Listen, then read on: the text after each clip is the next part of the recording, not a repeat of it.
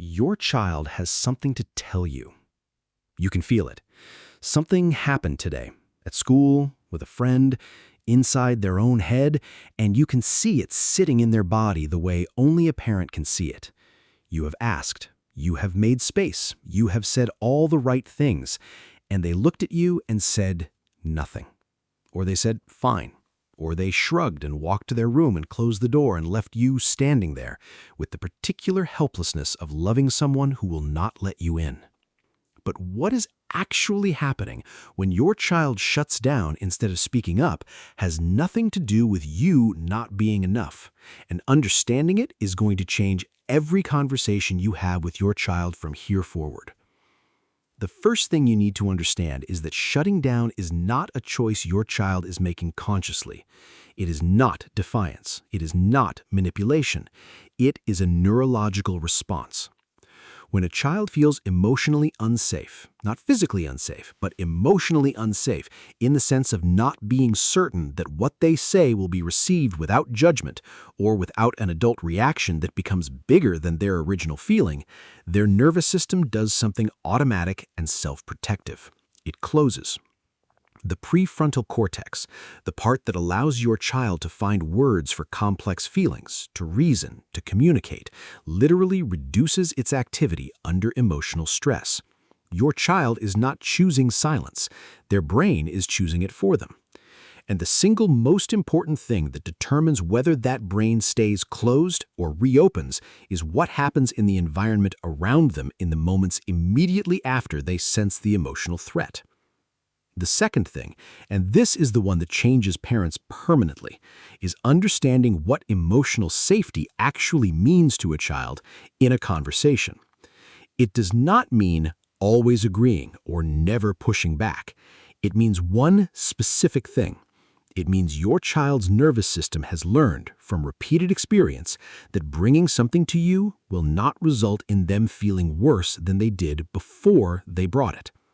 The ways a child can feel worse after sharing are subtle, and most parents do them without any awareness at all.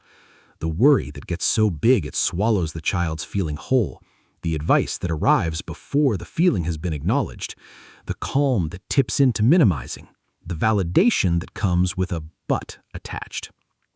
Every one of these responses, given with complete love and zero harmful intent, can teach a child's nervous system that this is not a safe place to be vulnerable. And a child who has learned that brings less and less over time until the door is closed and you're standing on the other side of it, wondering what happened. The third thing is about the specific moment your child shuts down and what your response is actually teaching them.